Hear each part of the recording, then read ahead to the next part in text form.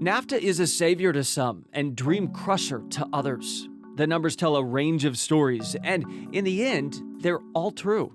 For starters, the U.S. Chamber of Commerce estimates that today, NAFTA supports 14 million American jobs, 6 million based on Mexican trade, 8 million from Canada.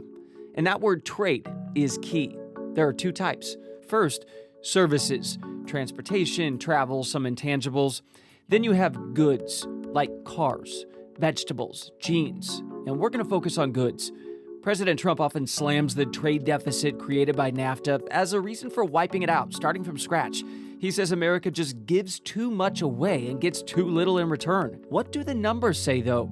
The U.S. Trade Representative Office keeps the official tally. Mexico is the country's third largest trading partner. In 2016, America exported $231 billion worth of goods and imported $294 billion worth. So the trade deficit, meaning the difference, was about $63 billion. We bought billions more than we sold, paying no extra taxes though. With Canada, America's second largest trading partner, exports hit $266 billion. Imports were $278 billion. The deficit was smaller at $12 billion.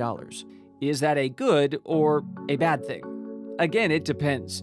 Many new jobs have been added, but if you're a factory worker whose position moved to Mexico, it's devastating professionally. But that same worker and all their fellow Americans who are consumers also benefit when they go to the grocery store or to the mall. The New York Times pulled together these figures. Since NAFTA keeps tariffs, or taxes, from being added to the items, they're cheaper. When we all go shopping, the bill would spike if those tariffs were suddenly added. For instance, potatoes from Mexico, they would cost 75% more. A bag of potatoes right now on Amazon cost $11. If they're from Mexico, they'd probably jump to $19.25 for a bag. Beef from Canada would cost 27% more. And how about jeans? In other countries with closed-off systems, they're really expensive. Clothing from Mexico would cost between 15 and 20% more. And so would soap.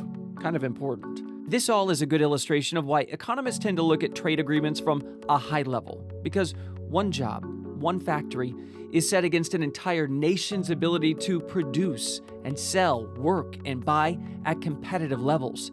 There are no easy answers or solutions.